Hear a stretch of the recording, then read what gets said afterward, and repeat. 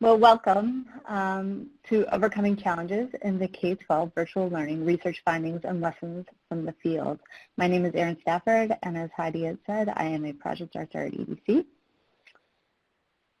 What will we be covering today? So for today's agenda, we will walk through and introduce our presenters, and then we will highlight 3 areas with a finding from the research, and then have each of our practitioners and experts from a variety of fields within education speak to the research finding and what they're doing in the field right now to put that into practice. And we'll wrap up with a facilitated Q&A. Thank you to all the people who gave us questions in advance. We will try to get to as many questions as we can today. I know there is a lot of interest and a lot of different roles and levels of folks that will be on the phone today. So we welcome you to continue to put things in the chat, and we will get to as many as we can. And then we'll wrap up and do the evaluation. So who are we? The Regional Educational Lab Northeast and Islands is one of 10 regional educational laboratories throughout the country that we're run by the Institute of Education Sciences through the U.S. Department of Ed. And we work in partnership with educators and policymakers to develop and use research that improves academic outcomes for students. And so although we cover the Northeast and the islands, there are regional educational labs throughout the country, and we encourage you to visit and engage with them as they do their work and provide extra resources around these topics at these times. The goals for today, we're going to learn a little bit about some of the research in virtual learning in K-12 schools and consider the challenges teachers are facing related to content instruction and student engagement, and how some practitioners in the field are addressing those challenges. And then consider additional ways to support teachers and students in the virtual environment. And so we welcome you to enter your thoughts and experiences in the chat today. We know there's a variety of roles and experiences on the phone, and so we really want to have folks engaging in that chat pod. In terms of the presenters, Dr. Jacqueline Zweig will present the research component today. She and I do a lot of the studies that we'll be highlighting, and so there's a lot of good research that Jackie will be sharing, and then asking the presenters to speak to, and myself, Erin Stafford, at EDC. And then we'll be moving into our presenters, and so those of you that come to see these lovely folks, and have them share their expertise. First is Jeff Renard. He's the director of the Vermont Virtual Learning Cooperative in its 11th year as Vermont's online learning program. And the VCVLC is helping to support state schools with professional development, learning ecosystem, content, and mentoring by faculty who hold the online teaching specialist endorsement and the Vermont requirement for teaching online. So Jeff will be sharing his perspective in terms of the current environment.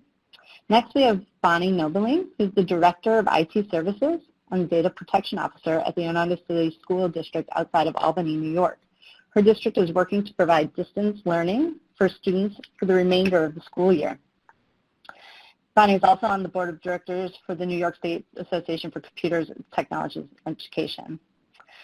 Next, we have Julie Reese, who has worked with the Virtual Learning Academy Charter School in New Hampshire since 2011. Julie is a world language instructor and program manager and leads the development of project-based and experiential learning pathways. Julie also coaches the school's Critical Friends group. And finally, we have Kristen Holmes, a computer science teacher at Comic High School on Long Island in New York. She's the New York State Master Teacher, lead of Computer Science Teachers Association on Long Island, and was an authoring lead for the Computer Science and Digital Fluency Learning Standards. So as you can see, we have a range of perspectives and look forward to hearing from them and sort of what's going on with them right now. And with that, I will turn it over to my colleague, Jackie Zweig, to get us started. Thanks, Erin, and to all of our panelists for joining us today. To help frame our conversation, I'm going to share a finding from a few research studies. And while these studies are focused on supplemental online learning, I think much of what we have learned could be relevant to educators who are teaching in a virtual or remote environment for the first time. So this first study is a REL Northeastern Island study, and we collaborated with CASDA in New York to develop a survey about how and why high schools in the greater capital region use online courses, along with asking them about some of their concerns around online learning. CASDA administered the survey, and nearly 70% of their members responded, which included schools in rural, suburban, and urban communities. At that time, 59% of schools had online courses, and some of the most common challenges included concerns about course quality, academic integrity, and the lack of face-to-face interaction. And we thought that those are potentially 3 areas that educators across the country are thinking about right now. So let me have the panelists join me here, and I'm going to first turn it over to Bonnie. Hello. Hi, Bonnie. So as the director of IT in your district, how are you supporting educators to move their content to a virtual environment?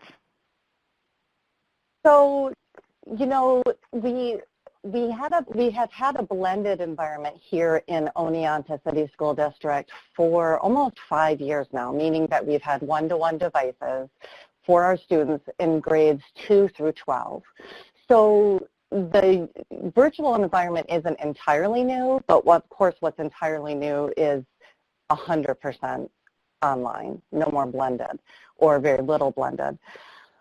What's helped is the fact that we had blended in the past meant that we have had a cohort of what we would call teacher leaders that were the leaders getting started at the front of the pack, so to speak.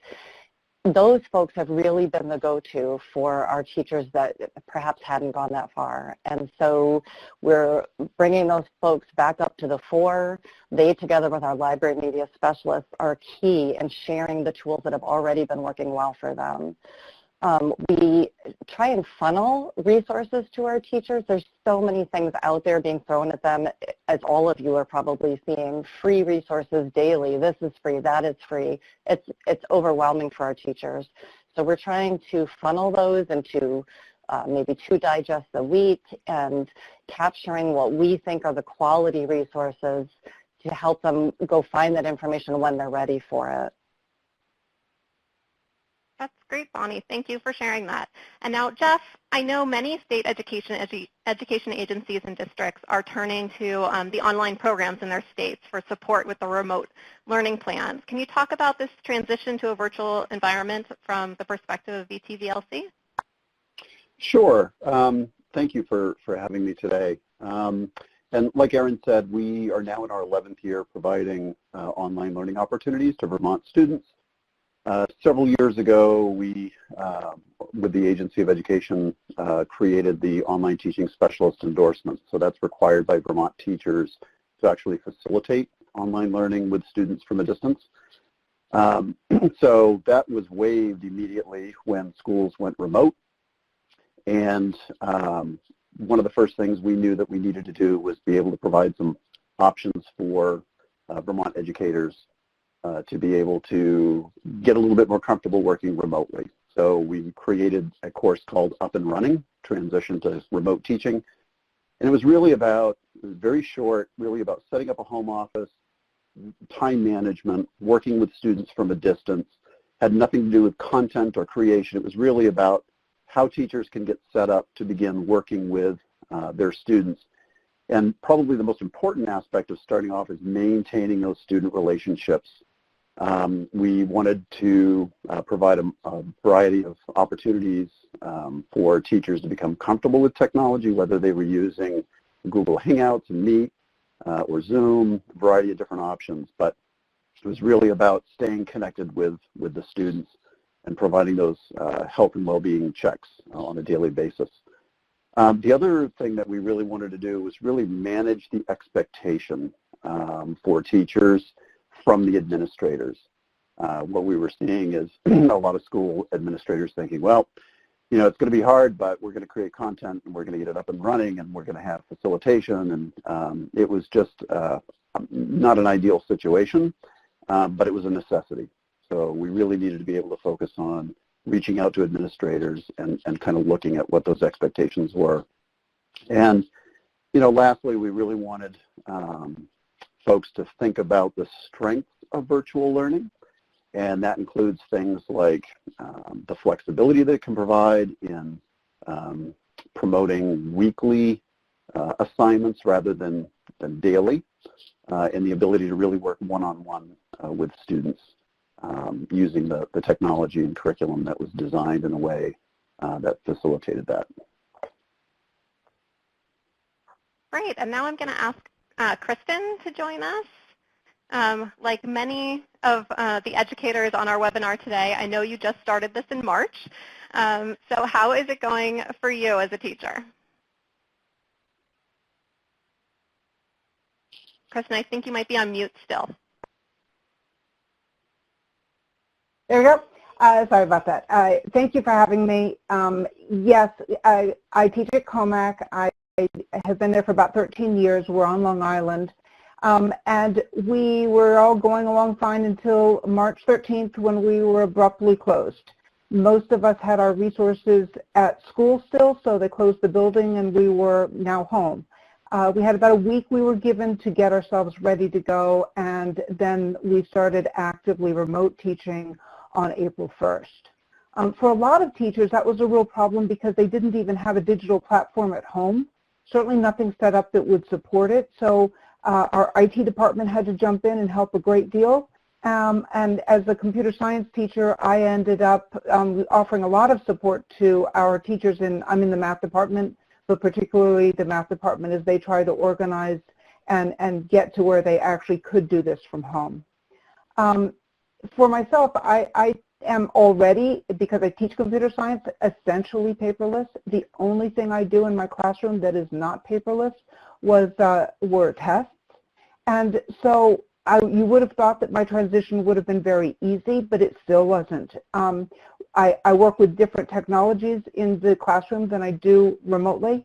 And a lot of my lessons work fine when I'm in the room, but they did not work. They didn't translate well to online. So I had to go through every lesson.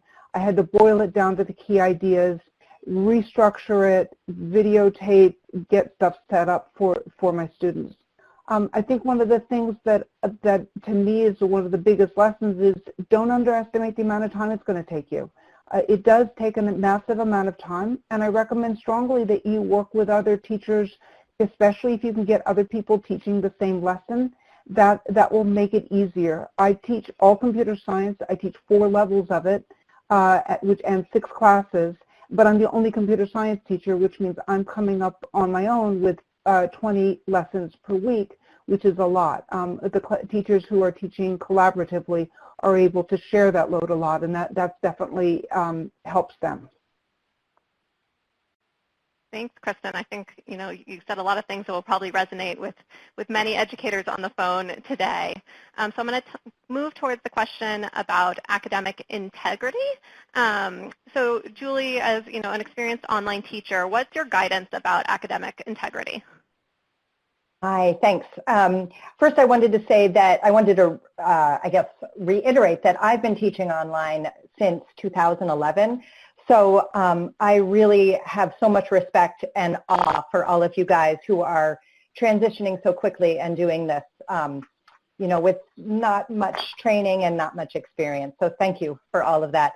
In terms of academic integrity, I see this as 3 pieces here, and I think it'll sound similar to what you do in the classroom. The first that I think is really key is the relationships that you have with your students, the relationships that you've built over time that you'll continue to build. And as they're home, you might start to build more relationships with the family. So knowing what your students are interested in, what their skills are, their interests, that can also help you if you have to have those difficult conversations about academic integrity. A second piece of it I see is structural, and those are things that these are ways that you can structure your assessments on your way of teaching.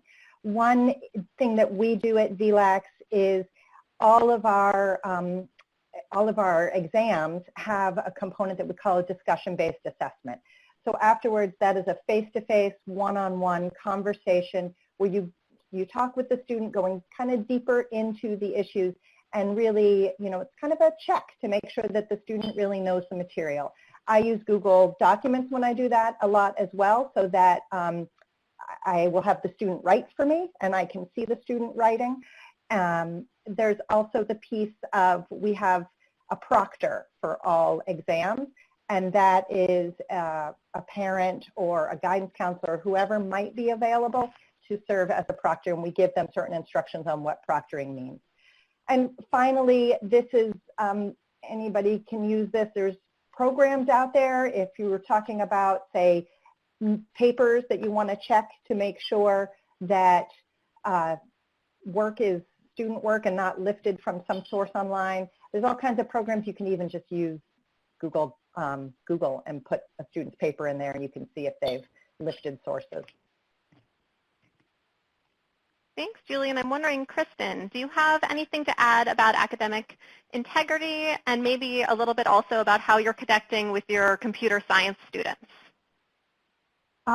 Yeah, students need to be taught about academic integrity and their expectations for how to behave on an online digital environment. One of the first lessons I created for my students was exactly that, and how to behave and how to apply our school's code of conduct when they're now in this new environment. Especially for the high school kids, they are working independently at home, usually with very little oversight, and in a completely digital online environment, and we need to teach them what they can and cannot do in order to keep them from getting themselves into trouble. So to me, that the overall behavior, not just academic, but how to behave in this environment is very important for us to teach. In my classroom, I'm not giving tests. I do almost everything is project-based. So it's not unusual for me to push toward a more formative rather than test-based kind of an assessment. Every single one of my projects ends up with a reflective piece.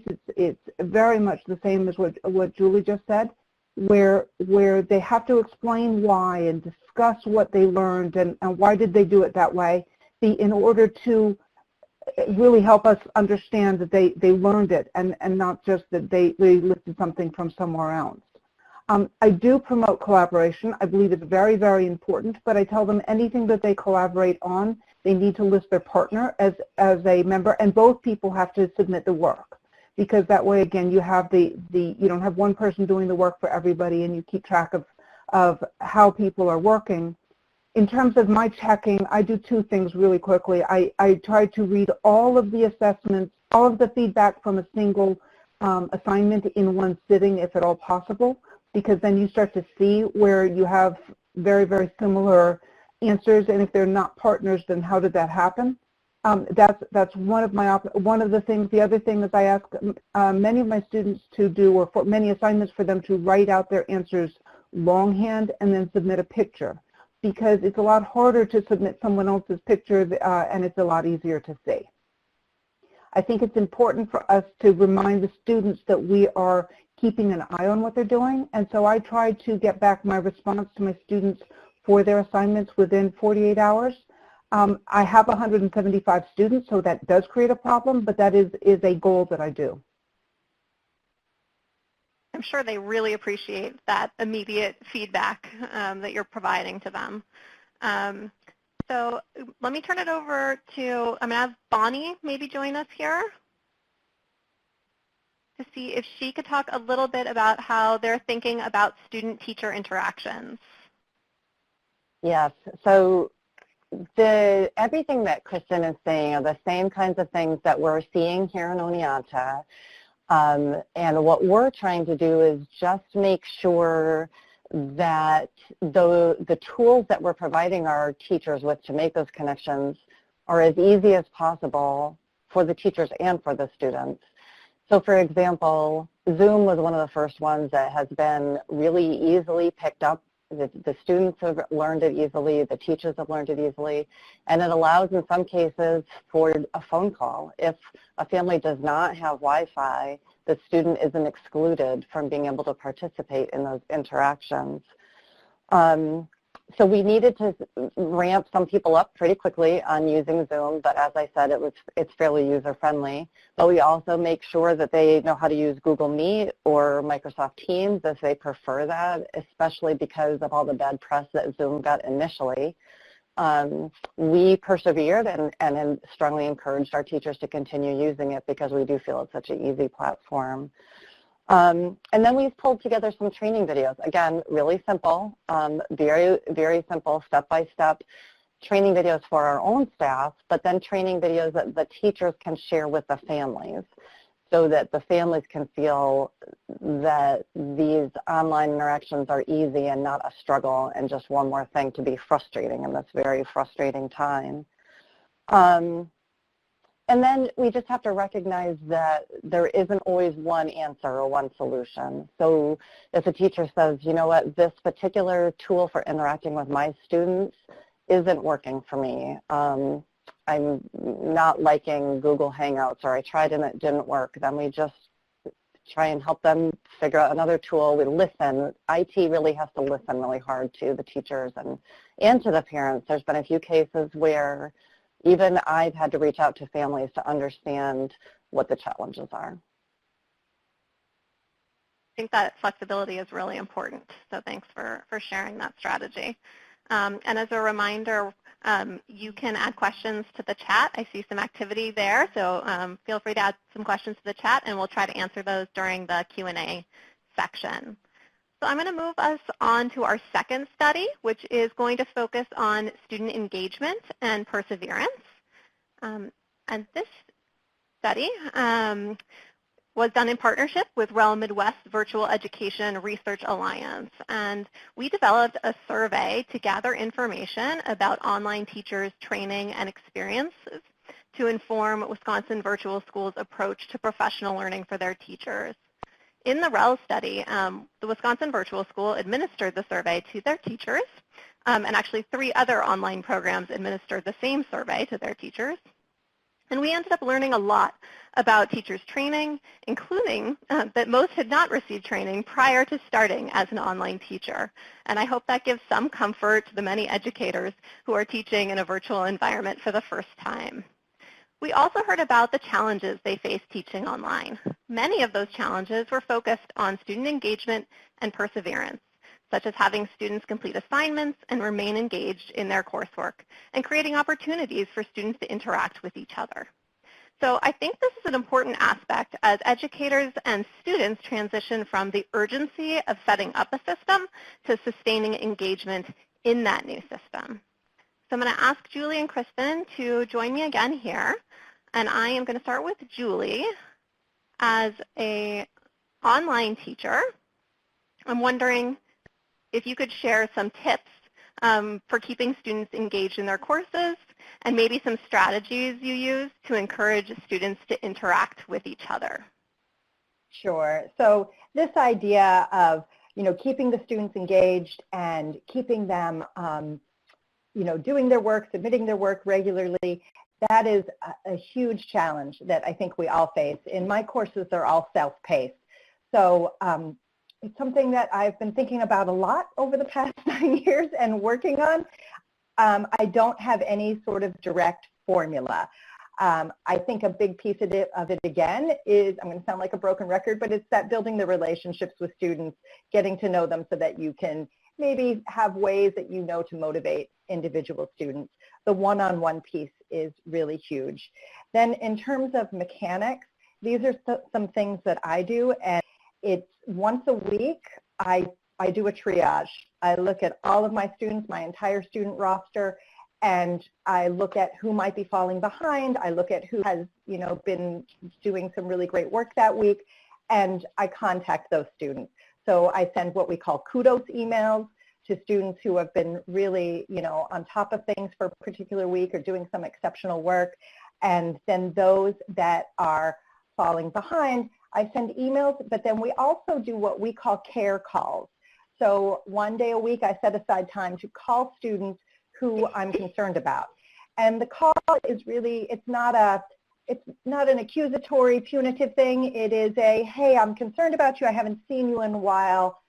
What's going on? Is there anything I can do to support you and help you get back into, the groove with things in my course.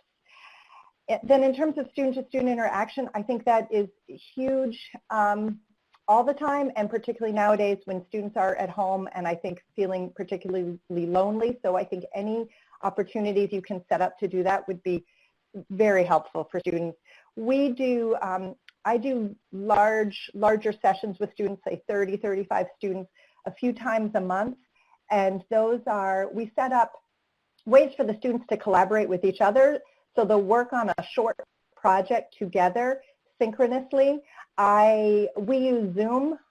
Zoom has the ability for breakout rooms, so the combination of Google Docs, breakout rooms, screen sharing, there's a lot that you can do with kids working in small groups. I think you can also do things where kids can work asynchronously. They can work together, not in time with you, not during a class time, say, but you can set up projects for them to do working together, and then maybe even giving presentations to a class or working on projects, I think, just like they would in a classroom, but recognizing that they might have to use some technology for those meetings. Thanks, Julie. I know my daughter's elementary school teacher recently had a small group video chat to play a math game together, and that went really well.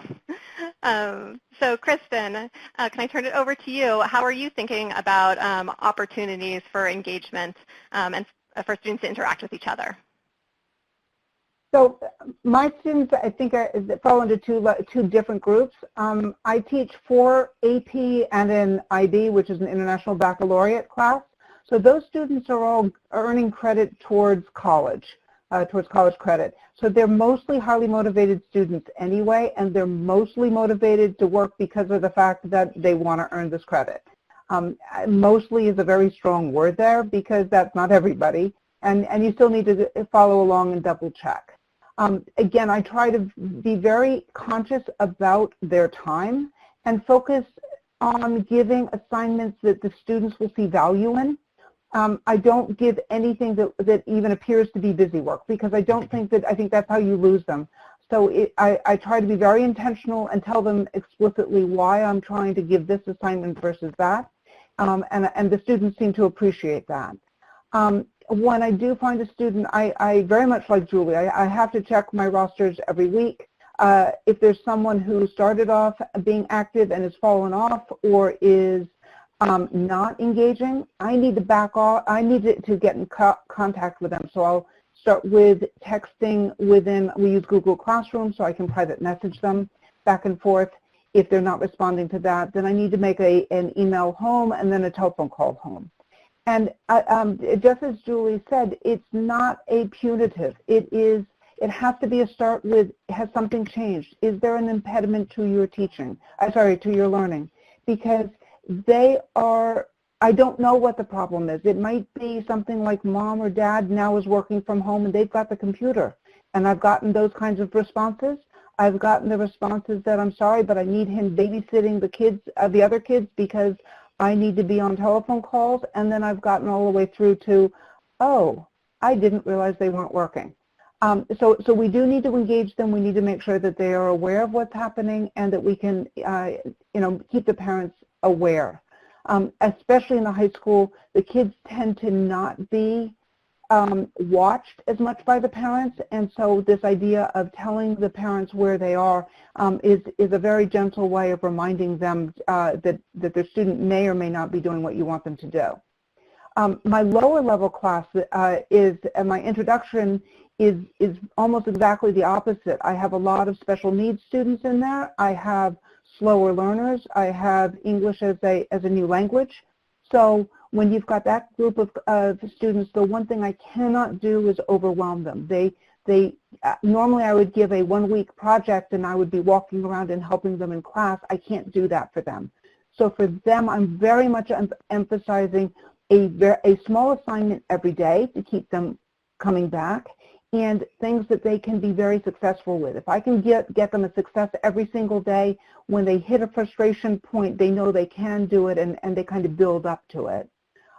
Very much as Julie said, they've been working hard for me all year. So if they've been working hard for me all year, that relationship is so important to keep it going, and that's how we keep them engaged and moving. In terms of student-to-student interaction, again, I do emphasize collaboration. Typically, what I would do in my classroom is assign, students to a new partner many times during the year. So they would end up working, by the end of the school, they would end up working with every student in the classroom at least once. I can't do that online because there are all sorts of other issues that are at play. We've got boyfriends and girlfriends, we've got cliques, we've got, all sorts of problems that high school introduces. So I allow them to find themselves a partner, but I do not force them to do it. And the ones that make me most nervous are my socially awkward students. I have some who even in school had a hard time working well with friends or working well with other students, and so those are the ones that take a lot of me talking to them, trying to get them to engage with other people. And the last one is that I do a extra help open office hours for each class for an hour a week, and a lot of the kids come in just to say, hi to me, hi to each other. They're just talking to each other. It's the funniest thing. It's like, oh, hi, Mrs. Holmes, and by the way, Joe, and that's really what the conversation is all about. So us facilitating that environment where they can get in, see, talk to each other without, without it being a high level of stress or without them feeling like they had to do it, helps keep them going. I've asked my students what they do separate from me, and other than the private messaging through Google Classroom and writing comments in a shared Google Doc, they do a lot of texting and telephones, but then there are all sorts of things that the high school kids will be using, like Discord, which is a streaming service, Replit, and AWS is what I use because those are both coding collaborative environments, and so again, providing them the forum so they talk to each other. Wow, it sounds like you use a lot of differentiated strategies based on the needs of your students and the different classes that you're teaching. And now before I move on to the next study, I just wanted to mention that our partners at Wisconsin Virtual School, I just saw in the participant list, are attending today, and they could probably answer any questions you might have about how they are using the findings from that study or about the great work they're doing with their teachers and students. So our final area before we move on to answering your questions is around student support systems. So Erin and I recently conducted a study through a grant funded by IES in collaboration with Michigan Virtual and Michigan Department of Education. And in this study, we examined whether an orientation improved students' course outcomes. So in this randomized controlled trial, half the eligible students were enrolled in the orientation, which talked about expectations for online courses, time management, and other skills for learning online. And the remaining students had business as usual supports. So both groups did have a unit on how to use their learning management system. So we found no impact of that approximately 2-hour asynchronous orientation on students' outcomes in their subsequent online courses. And our team generated many hypotheses about why that might be the case. But the one I'm going to share today is that it might be that students need ongoing supports rather than just an orientation to be successful. And this idea of a system of supports is further substantiated by other research in the field, suggesting that a system of mentors, parents, teachers, and administrators may be necessary for students to be successful. And in the current context, it's likely that students need even more support. So Bonnie, I'm going to start with you. And I'm wondering what supports you have been providing to students, families, and teachers to familiarize them with their new environment. So that's a great question. It's such an interesting study that you did because one of the first things I would say is a little bit of orientation has definitely been key. We've been suggesting to our teachers, especially of the younger students, but not necessarily only them, that they probably need to plan at least one session where they're just letting the kids kind of get the giggles out when they are doing a live session with Zoom. It's new to them too. They're kind of excited about seeing each other. Then they kind of get that out and they can move on to actual learning. So sometimes they just need to be, our teachers just need to sort of be told that's okay, that you're going to take the time to do that. Again, our library media specialists are key in this. They kind of know where the teachers are and where the families are, and so they can provide the guidance that just says it's okay if the sillies are happening, just let it happen and then move on to instruction.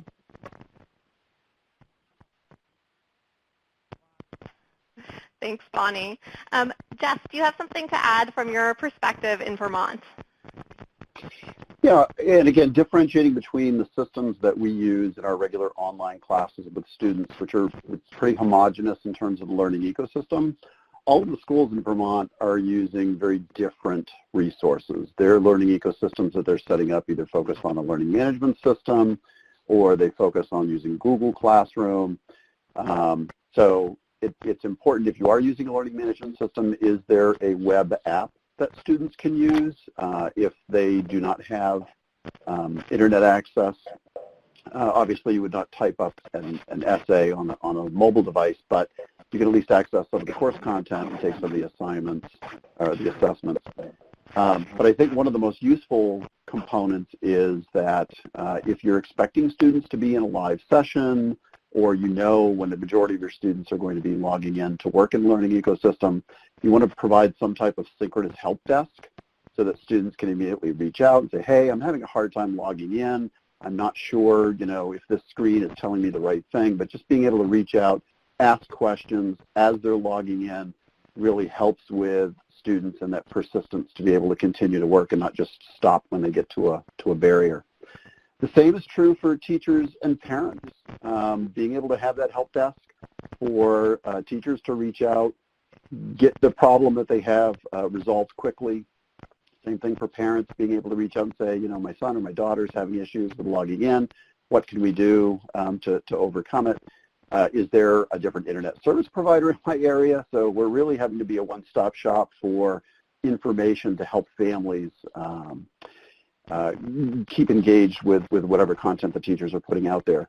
And finally, I think one of the things that we've started to do is we're working with a couple of students from our regular VTVLC programs, our online students, and we're getting them to blog about their experiences as online learners, just some barriers that they've hit along the way in the years that they've taken online classes, sharing what they did to overcome that, different strategies that they've used in the hopes that that will help other students kind of understand, hey, I can get through this. Other students have done it in the past, and I appreciate the information that they're sharing with me. Thanks, Jeff. I think those are some strategies that states and districts can think about. I know a few other places are putting together help desks, so I appreciate you sharing that. So now I'm actually going to turn it over to Erin to facilitate a Q&A with our panelists. So hopefully everyone can get their videos on, and I'll turn it over to you. Thanks, Jackie. I'm going to let my fellow presenters get on here. We have so many questions that were submitted, as I said, prior to, and the chat has been really busy and active today, and I'm thankful for that. So we're going to try to get to as many questions as we can. For those of you who are asking about questions about early learners and early childhood, Shanna's going to post a link in the chat to an IES resource specific to COVID. And so if you have questions about that, check that one out. It has a bunch of different resources, so please do that. So with that, one of the questions that I know comes up as we are seeing into students and families' homes is questions about security and privacy, and what does that mean in this setting. And so maybe, Bonnie, I'll start with you. How are you guys thinking about this, and how are you addressing that, and instructing your teachers to think about it? Yeah, it's a great question. In addition to the fact that we're now inviting our students into our homes, in essence, when we're doing these video chats, and that's a whole sort of new culture for us. We also here in New York State recently passed Ed Law 2D, which is already heightening our awareness about student data privacy. Fortunately, we've already been paying attention to that to a certain degree. But what that really means is, one, as I had mentioned earlier, your teachers, all of us, are getting inundated with, try this free product during COVID-19, try this free product during COVID-19. And while, you know, IT unfortunately has the reputation of being blockers, we don't want to block, but we do just want to gently remind teachers that free isn't necessarily free, and just to use the same great judgment that they always have about, well, wait a minute, what is this product going to do, and is it really going to make a difference for the way I'm teaching, and what data is it collecting for our students? Then on the aspect of just using the video chat capability, we're just trying to guide teachers about don't put your links for your video chats out on social media. That's not the place to put those links out for your families. They should be going out on your learning environment, whether that is your Google Classroom or your Schoology. It's even probably okay to email the link out. And when if you're going to record, it's okay to record that lesson because your students are going to want to review that later, but don't put that recording out on social media. That also needs to stay in your learning ecosystem. And some of those things seem obvious, but with all these things being so new and different right now, it's not necessarily the first thing that comes to their mind. They're thinking, quick, easy, how do I get this information out? So it's just sort of gently guiding people back onto the rails. Great. And Jeff, what about for you? Yeah, and you know, from my perspective, it's really about making sure that tech directors and administrators review the student data privacy agreements in any new tool that's looking at being implemented. That goes hand in hand with, once you've created your learning ecosystem, you really don't want to start throwing a lot of new tools in the mix. There's some consistency that students build some familiarity with, and they know how to navigate, and if all of a sudden you're throwing, like Bonnie said, the new tools that get thrown at you, and you're like, oh, that would be great. You really need to think about, you know, the consistency. It's like students, the first day of school, they go in, and the first couple of weeks, it's, where's my locker? How do I go to the bathroom? Where's lunch? There's some comfort in the consistency of the layout of the course, the curriculum, and then the tools that you use are also a huge part of that. The other, again, as Bonnie said, is the best practices for video conferencing, not only in terms of what tool you're using, but your environment. Or do you have something that's inappropriate on the wall behind you? But, you know, making sure that you're observing. Zoom has done a great job. I'll give them a plug. They've done a great job of really updating their security of their platform. But a lot of that was operator error. People just putting open links to their meeting rooms out on a calendar.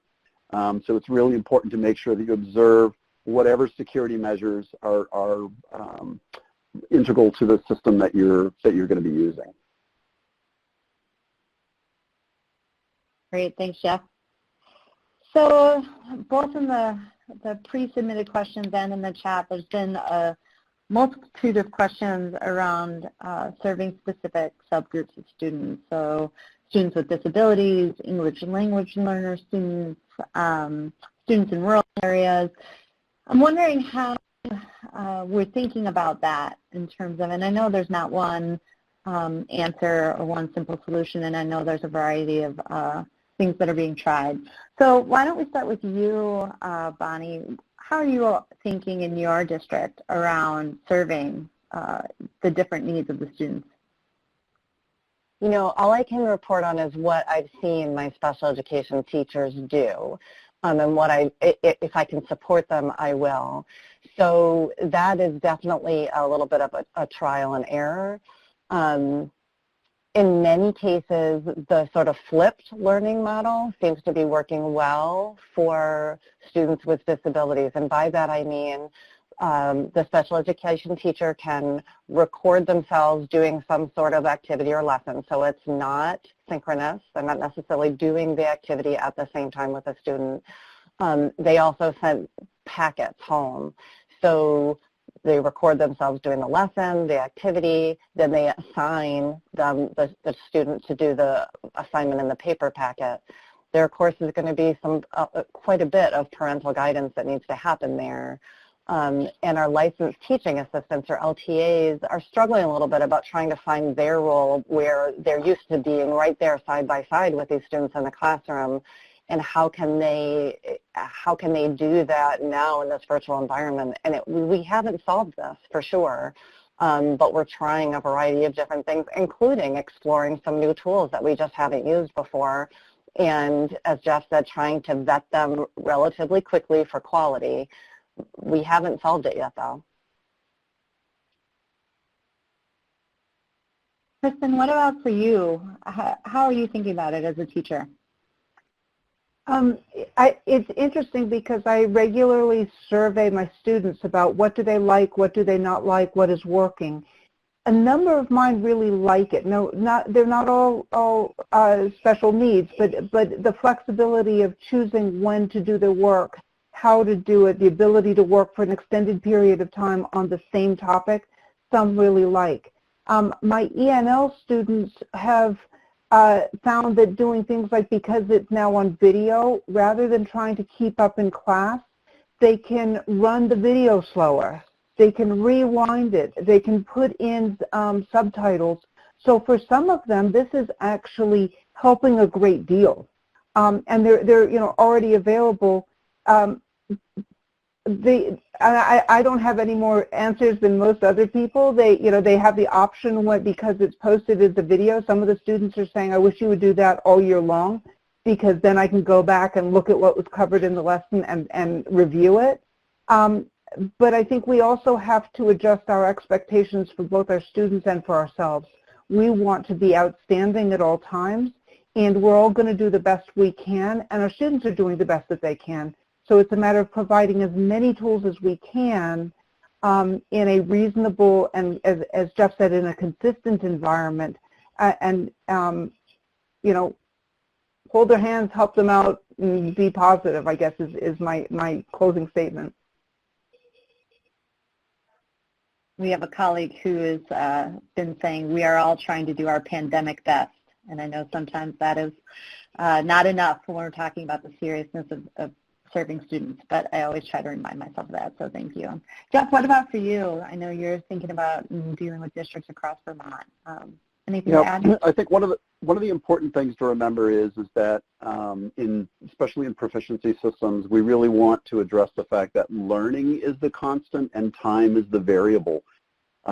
So approaching it from that perspective, we can provide students with a variety of different alternative assessment types. That could include discussion-based assessments rather than written assessments. It means leveraging a variety of different tools and that have different accessibility options. If you're posting a video or a screencast, making sure that you're also providing a text version of that so that students can read that, especially if they have limited bandwidth. A text transcript can really mean a lot for students. Even, like Kristen said, it's that ability to kind of digest it in a different form. Being able to have an EST referral process clearly defined in a remote teaching environment can mean the difference between making sure that students get the supports that they need through that referral process, and being able to have support staff, resource staff, to be able to be observers within a learning management system to see and monitor the students' data. Are they just going in and taking the assessments over and over again? Are you able to lock those down and provide some type of intervention in between the attempts? That's all using the data within a good learning ecosystem in order to support that student's learning. It's just, you got to remember, you can only do what you can do. There's a lot of accommodations by default in terms of preferential seating and extended time and those types of accommodations that in a classroom environment can be a little bit more challenging that you really have to pay attention to. But by default, learning remotely can really provide those types of opportunities to all students. Great, thanks, Jeff. I want to shift to the idea of supporting families. I know some of you spoke to this in your comments earlier, but what can teachers do specifically to support families, and realistically, what roles can parents or caregivers play in their students' education at this point, particularly in the varying situations and challenges that families are facing right now? And with that, why don't I turn it to Julie? Why don't you share a little bit about what you're thinking about that? Sure. I think that, again, I think it's similar to how you support families in the brick and mortar classroom, in the brick and mortar world. You just have to maybe shift your the way you're doing it, your media. I think it's really important to remain consistent, I think, and consistency applies to the technologies that you're using. I think it was Jeff or Bonnie who said, that everybody's coming out with free apps, all this great shiny stuff we can try. I think once you find stuff that is working for you and working for your families, I would stick with it. I think also stick with consistency in your practice, whatever it is you're sort of setting up.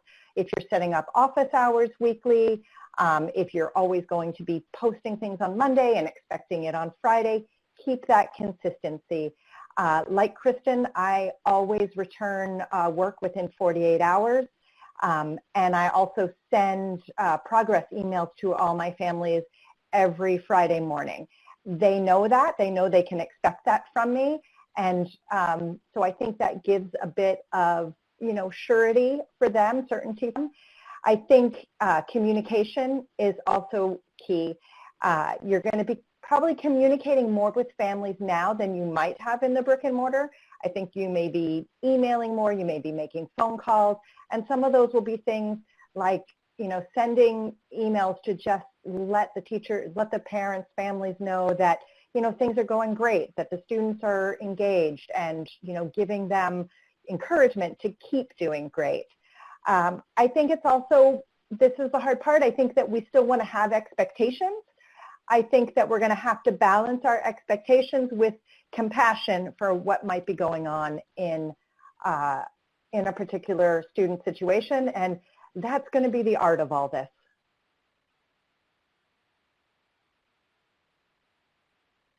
Great. And so, Kristen, how about for you? I'm wondering also, particularly with your families that might not have consistent internet access or may not have technology in their homes. It's very challenging because the students, most of them have a telephone, so you need to make sure that whatever you provide is something that they could get through a variety of mechanisms. For me, it's challenging because they have to be able to code, so I had to give them websites that they could code on and then collect it, because they might not have downloaded the software or might not be able to download the software to actually code locally. I think the other thing that we have to be careful about is the parents feel a lot of responsibility to help their students, their child. And as a parent, I certainly understand that. So one of the things that I have tried to do is offer extra resources to the parent, and this would probably be more so in the younger years, so that they feel like they can offer some level of support. Here's where they can go, here's how you can look it up, this is what they should be using as a resource, so that the parents can come back and say, oh, you're having difficulty, have you considered this? Right. So we are getting towards the end, and we have a couple of last questions. We have one around speaking to professional development for teachers, and so if we can speak quickly, let's see, maybe Kristen, if you could speak a little bit to what you all are doing in terms of professional development. Sure. We transitioned with absolutely no preparation into being a Google site. We're a full Microsoft district, and they switched over to Google because they thought it'd be easier. What our IT department has been fabulous. What they did was they started a classroom of resources and question answer so that all the teachers could go back and find who was having difficulties, what questions did they ask, and an ongoing dialogue there. And then we did a lot of setting up of Zoom sessions so that you could get same thing you need with your students. I need help. I can't get this to work. Can you help me out one-on-one, my specific issues? Great. And so I know there's been a lot of questions as we wrap up here around the takeaways for teachers, principals, district administrators, particularly wondering about next year and how we get ready for that if there is a next year. So Jeff, why don't we start with you? What are you thinking about in your role as you think about next year and takeaways for folks? Yeah, it's such a great question, and things have changed. They've been so fluid over the last several weeks. You think back a week, and everything's changed since then and going forward. So we don't really know what fall is going to bring yet, right? We don't know what we don't know. It could be that school does not start back up face-to-face in the fall. It could be that it starts, but then there's some type of second wave, so we have to go remote again. Schools could, by their state's health department, be forced into a situation where maybe we do a staggered start, where half the students go one day, the other half of the students go the next day. Or it could be that everything's fine and schools start implementing new systems of doing business, like having a virtual day once a month or something like that. So there's a lot of things to consider, but here's my really my urgent call for action, and that would be to leverage the time that we have between now and the first or second week in June when we lose teachers for the summer.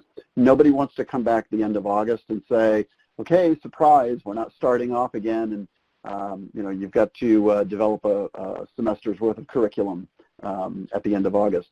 So I think we need to start looking more in terms of systems. We need to start talking more as an educational community about how to share resources, how to leverage each other's expertise, how do we learn from this situation and have those conversations both at the superintendent level and school administrator level, as well as providing opportunities for teachers within content areas to share out their best practices. And most of all, really, and for organizations like ours to really open up and help the brick and mortar community as much as possible with expertise, with systems, with content, with best practices.